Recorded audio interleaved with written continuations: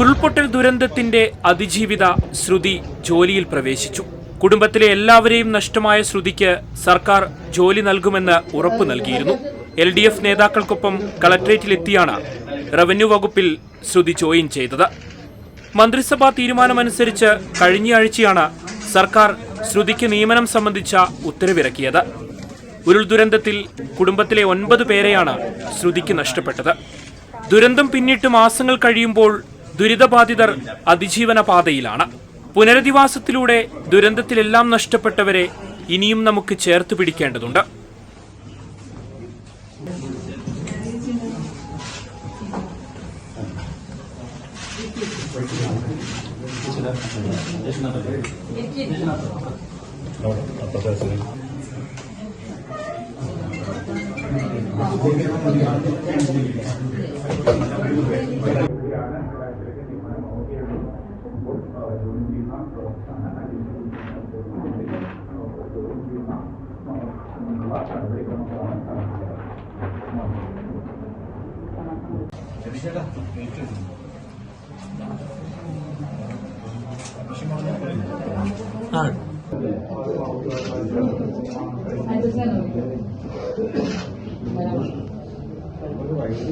അതെ, രാജൻ സാറ് പറഞ്ഞ പോലെ തന്നെ എനിക്കിപ്പോൾ ഒരു ജോലി ആയതുകൊണ്ട് എല്ലാവരും നല്ല സപ്പോർട്ടിംഗ് ആയിട്ട് നിന്നിട്ടുണ്ട്. മിനിസ്റ്റർ എന്താ പറഞ്ഞത് തൊട്ട് മുന്നേ വിളിച്ചപ്പോൾ?